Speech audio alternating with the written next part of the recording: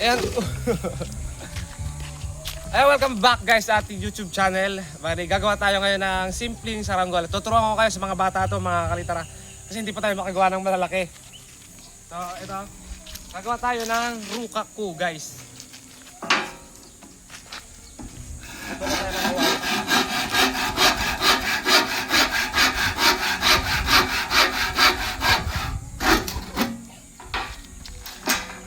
So, gayahin nyo na lang malter. Kumuha tayo dito. Sukatin natin. Wala na itong mga kalitan. Dire-diretso yung video to. Sana hindi tayo makapiright kasi may tugtog sa kahanggan. Video okay. Ayan. So meron tayo dito ang kawayan 19 inches mga kalitar. Ayan, 19 inches. Yan yung gagawin nating saranggola mga kalitar. Ngayon naman kukuha tayo ng 3 kawayang piraso. Ayan dito.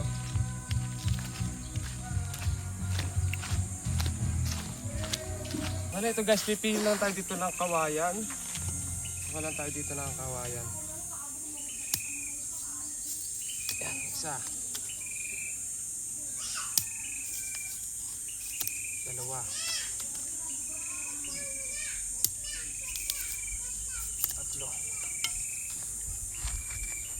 So, ito yung pinaka gagawin nating baskagan mga kalitara yan. So, siyempre mga basic lang muna yung gagawin natin mga kalitar para masabayan mga kalitar ng ating mga tropang bata.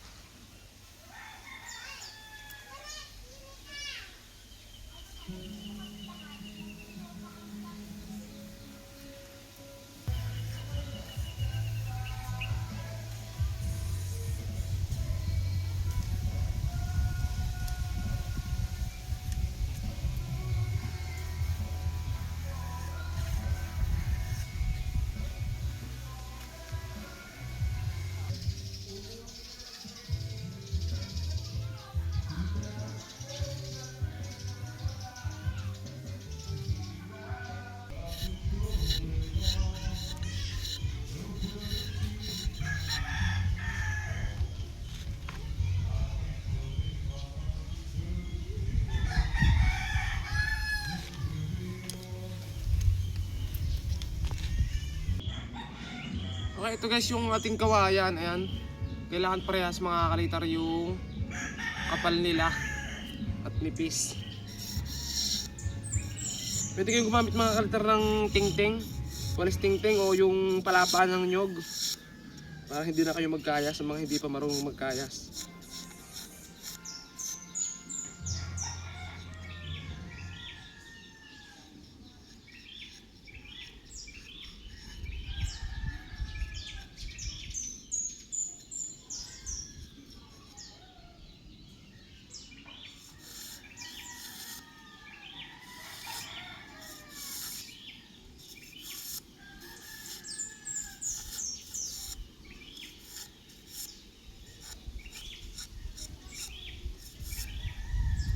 Linisin ko lang mga kalitar itong ating kawayan ng liha para makinis, para mabawasan din mga kalitar yung kapal pa. Pero pag magkakayas kayo, huwag nyong gagamitin ito pampaliit kasi sobrang tagal. Ito lang, panglinis ko lang ito ng kawayan mga kalitar.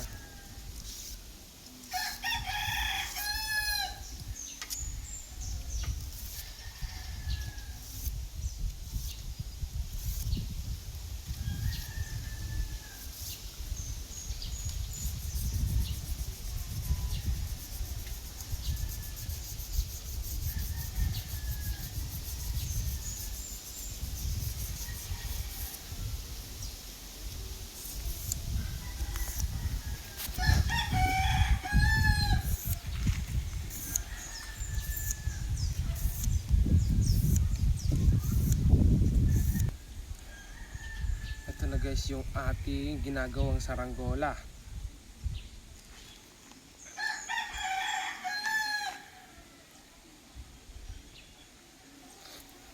Kakayas pa tayo ng isa guys para sa ano naman, sa patindig.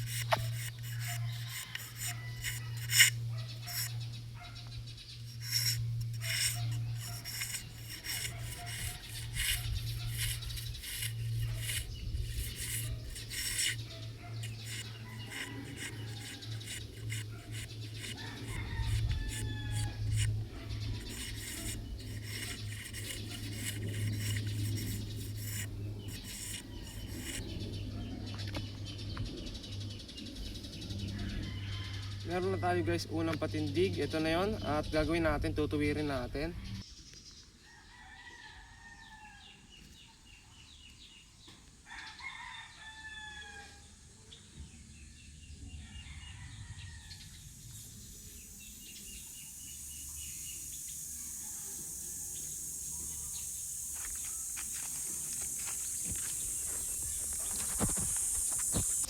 Ayan mga kalitar, ito nga pala yung kinayas natin. Lalagyan lang natin siya ng gitna. Tapos ito nga rin pala yung gagamitin nating panali. Ito yung liting o bola-bola. Makakuha kayo nito mga kalitar sa sako ng feeds o sako ng bigas mga kalitar. Yung pinakapanali dun sa sako na yon, ganito yon mga kalitar. Meron din tayong panahe. Pero itong panahe mga kalitar medyo mahirap ibuhol. Kaya mas madali ito mga kalitar. Ito yung gagamitin natin. Kuha lang natin mga kalitar ng gitna nito ating kawayan. Sa pagkuha ng gitna mga kalitar, meron tayong medida dito. Papakita ko sa inyo kung paano mga kalitar. Ito yung kunwari yung pakpak. At susukat lang natin to dito mga kalitar na ganito. Ayan, pag ganyan. Tapos, diretso natin dito.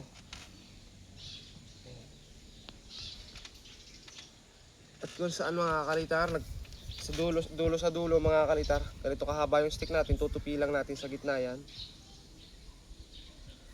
Tapos ipapatong ulit natin mga kalitar. At ayun na yung magiging gitna niya. Ayan. Ganyan. Ganyan lang mga kalitar. At ito yung gitna niya.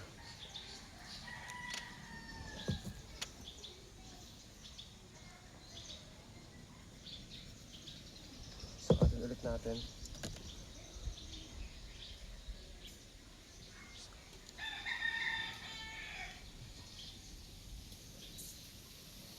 Sakto mga kalitar, yun na yung gitna. May gitna na tayo. May gitna na yung takpak ng ating gagawang saranggola.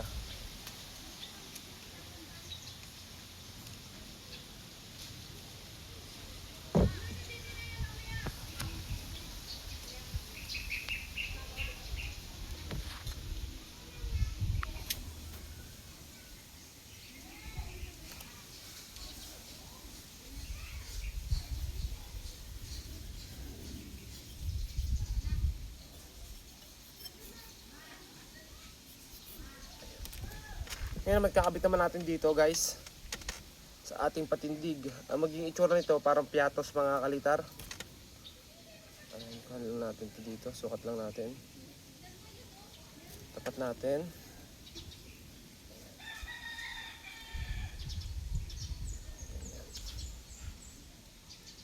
Tapos tangaba natin dito.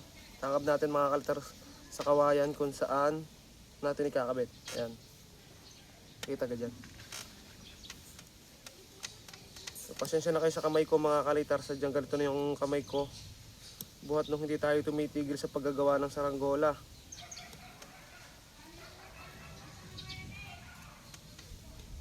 Kaya ayun. Medyo ano na yung kamay natin. Sobrang kalyo.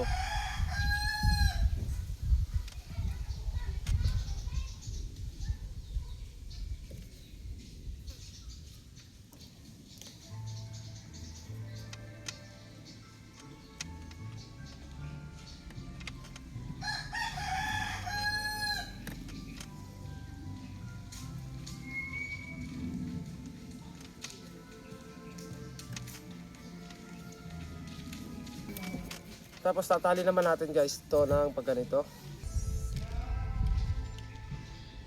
Ngayon matatali natin itong pakpak mga kalitar. Ganyan lang.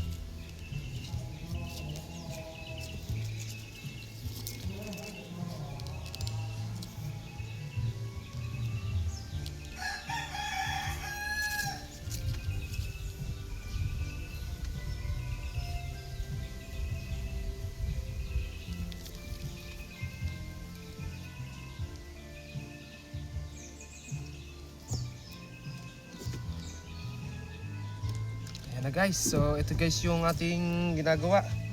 Maghahagting naman tayo ngayon mga kalitar dito. So para maging korting piatos mga kalitar.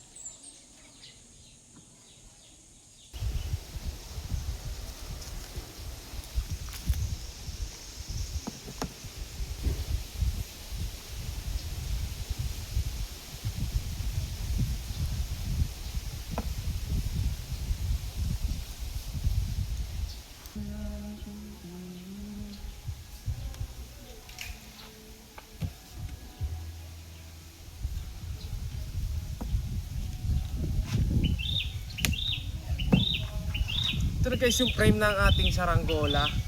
Ngayon naman, pababaltan na natin siya mga kalitar.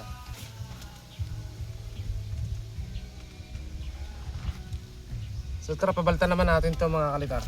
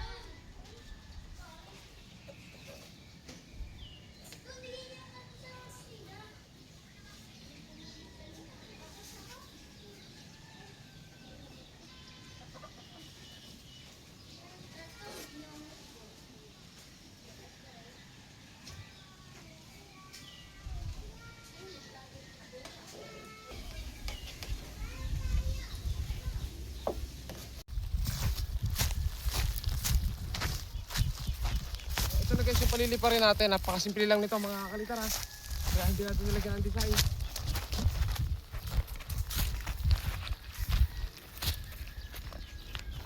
Konti na lang tayo ng hangin kasi mahina yung hangin ngayon. Ilang araw na.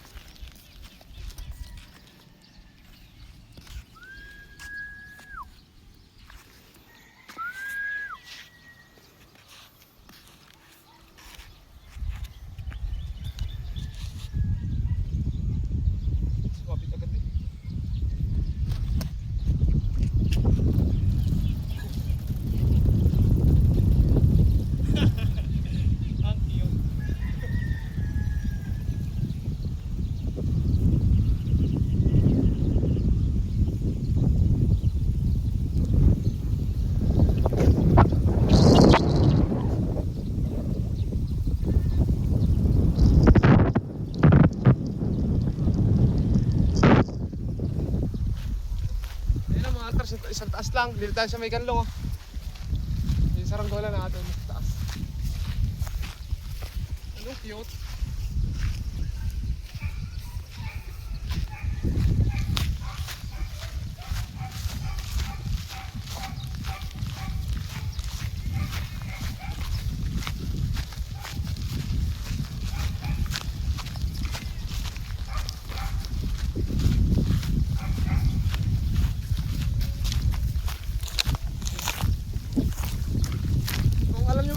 Yung pattern ng panty, may pagkakahawig siya dito. Parang ganito rin yung sa panty mga kalitar na pattern. Pakita mo yung ruka ko natin oh. Walang buntot-buntot yan mga kalitar ha. Oh. Napakadaling palibarin. Ganyan lang naman mga kalitar yung saranggol ng simple. Kung ayaw mo lang bubuntutin, ganyan lang. Parang bandera siya mga kalitar kung tutusin. Oh. Ito mga kalitar oh. Napaka basic lang mga kalitar. Ganyan lang gumawa ng saranggola.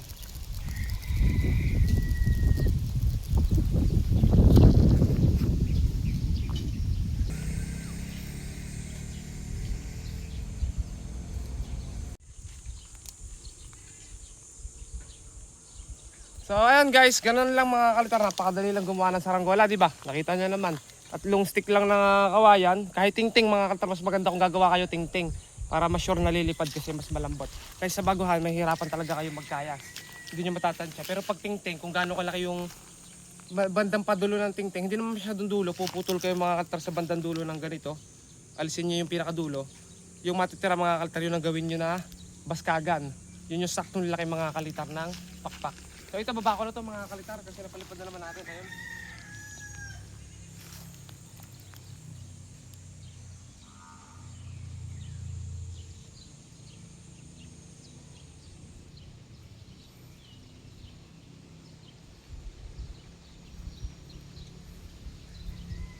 Grabe mga kalitar oh.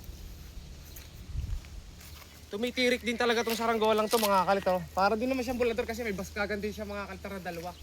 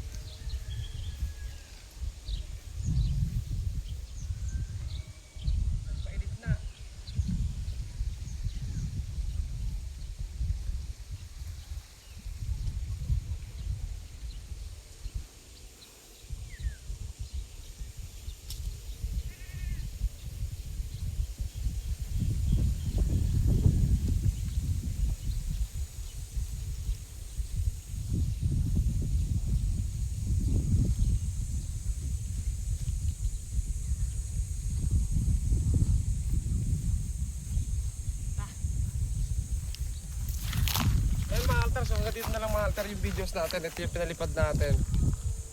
Napakasimple lang. Ganito mga kalitar yung babagay sa mga bata na gusto magpalipad na hindi marunong gumawa ng bulador. Kaya ayun, subscribe kung nag-enjoy kayo sa video na ginawa natin.